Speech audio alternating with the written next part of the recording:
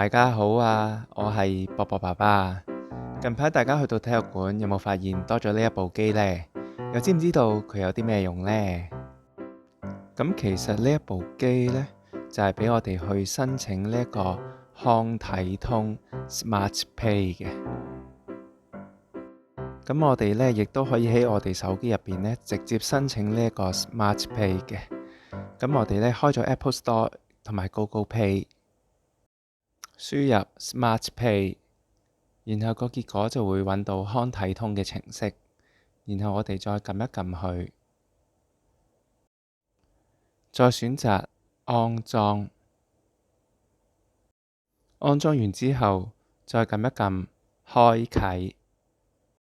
咁我哋睇完呢個隱私政策之後呢，咁我哋呢就可以喺下邊選擇返同意。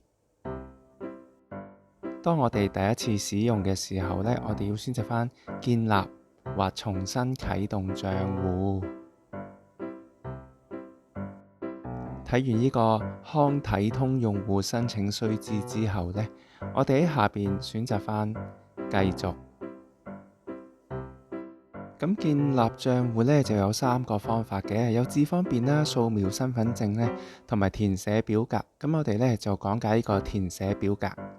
咁亦都會有幾個年齡組別嘅，有11歲以下、11歲至17歲同埋18歲以上。咁我哋呢就講解呢個18歲以上，然後撳繼續。輸入個人資料，英文姓氏、英文名字、中文姓名、出生日期、日、月、年、性別、證件類型，輸入香港身份證號碼。當我哋呢輸入完香港身份證號碼嘅時候呢，佢有機會呢喺系統上面呢已經發現咗我哋呢之前已經有呢個康體通嘅用戶。咁樣嘅話呢，我哋就要輸入返康體通嘅賬號、出生日期、日、月、年、提示問題同埋回答。輸入埋電郵地址之後呢，就可以撳驗證賬號。咁我哋亦都可以選擇跳過呢，繼續之前輸入嘅版面嘅。輸入聯絡電話之後，可以撳一撳上傳香港身份證數碼檔案，可以選擇從設備選取或者拍照，選擇使用應用程式時或者僅限這次都可以。之後呢，我哋就可以攞張身份證出嚟呢，嘗試一下拍攝圖片。完成咗之後呢，繼續輸入緊急聯絡人姓名同埋電話，之後呢，可以撳繼續。咁之後我哋就要核對返我哋之前呢入過嘅資料。核對晒所有資料之後呢，我哋最底嗰度呢就會見到有個聲明。咁我哋剔返去之後呢，然後再撳繼續。之後呢，我哋就要輸入一個4位數嘅驗證碼。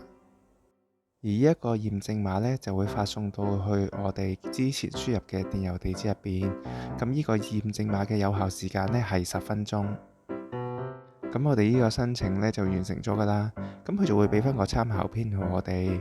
咁佢亦都需要呢用幾日嘅時間去跟進翻嘅。當佢個程式上咗真正可以使用之後，我哋呢就可以用手機或者去到場館使用呢一部機，用 Smart Pay 嚟租借場地，或者參加康樂文化事務處嘅活動都可以。咁喺度呢，亦都有啲資料俾大家參考翻嘅。咁唔同年齡啦，唔同情況之下呢，要俾啲唔同嘅資料咁樣嘅。如果你哋大家中意呢條片嘅話，可以俾翻個 like。如果咧你哋有咩意見咧，可以留言俾我哋噶。仲要撳埋呢個小鈴鐺啊！